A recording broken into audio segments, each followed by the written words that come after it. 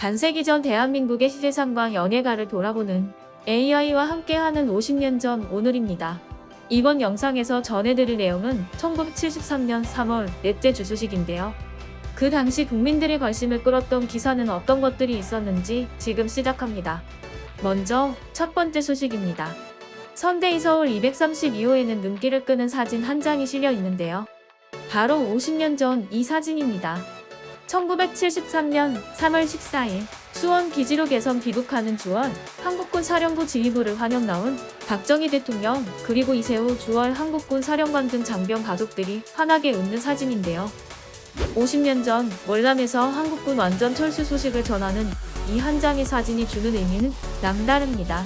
반만년 민족사에서 최초의 해외 파병도 역사적이었지만 임무를 성공적으로 마치고 귀국한 것도 역사적인데요. 그 자리에 대통령이 환영 마중을 나온 것입니다.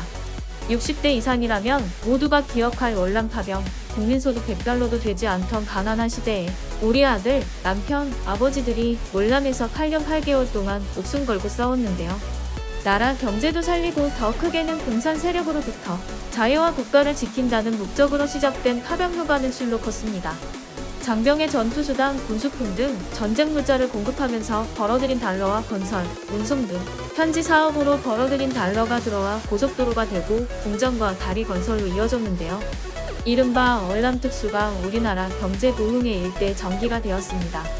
상시 주둔 병력 5만 명, 연병력 30만 명이 8년 8개월 동안 5만 6천여 작전을 전개했는데 요 세월은 흘러 차츰 희미해지고 있지만 그들의 고귀한 희생과 헌신, 기여를 잊어서는 안 될 것입니다.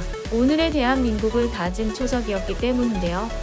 3월 14일 지휘부 귀국에 이어 20일에는 서울 운동장에서 범국민적 파월 개선 장병 환영 행사가 열렸습니다. 이 자리는 맹호, 백마, 청룡 등 전투부대는 물론 비둘기, 십자성, 음막, 백호 등 지원부대 장병들이 국민에게 개선 귀국했음을 보고하는 자리이기도 했는데요. 파병 당시 뒷이야기 하나 전해드리겠습니다.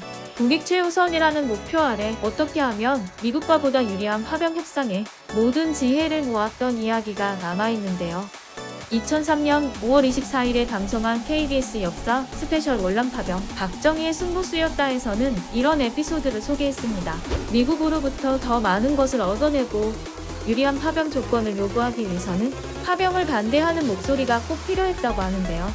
그런데 당시 야당이 파병에 찬성하는 바람에 반대 목소리가 사라지고 말았습니다. 유리한 협상 카드를 놓칠까를 염려한 박정희 대통령이 여당에서 꽤 정치적 파워가 있는 측근으로 하여금 파병 반대를 들고 나오게 했다는 것인데요. 일종의 정치적 쇼이자 연출이었던 셈입니다. 어느 정도 효과가 있었는지는 알 길 없으나 실제로 그렇게 했다는 뒷이야기입니다. 그리고 또 하나의 뒷이야기입니다. 이동외과병원, 태권도 교관단, 건설공병단 등 비전투부대에 이어 1965년 7월 전투부대 파병을 결정한 대통령이 군수 내부를 소집했는데요. 그 자리에서 박정희 대통령은 파병하는데 얼마 정도 준비 시간이 필요한가? 라고 물었다고 합니다. 당시 육군 참모 총장은 지원자 선발, 훈련 등 6개월이 필요하다고 보고했다고 하는데요. 사실 그 정도 물리적 시간이 필요했을 것입니다. 그런데 당시 공정식 해병대 사령관은 대뜸 저희는 중대급은 즉각 출동할 수 있고 대대급은 24시간, 연대급은 48시간, 사단급은 72시간이면 충분합니다. 라고 후기 있게 대답했다는 이야기가 전설처럼 전해오고 있는데요. 그래서인지 전투부대로는 최초로 해병 청룡부대가 1965년 9월 20일 포항에서 결단식을 가진 후 월남으로 향했습니다. 이어서 메모부대가 10월 12일 여의도에서 환송식을 가진 후 장도에 올랐는데요. 20여일 차이로 해병대 청룡부대가 최초라는 타이틀을 차지했는데요.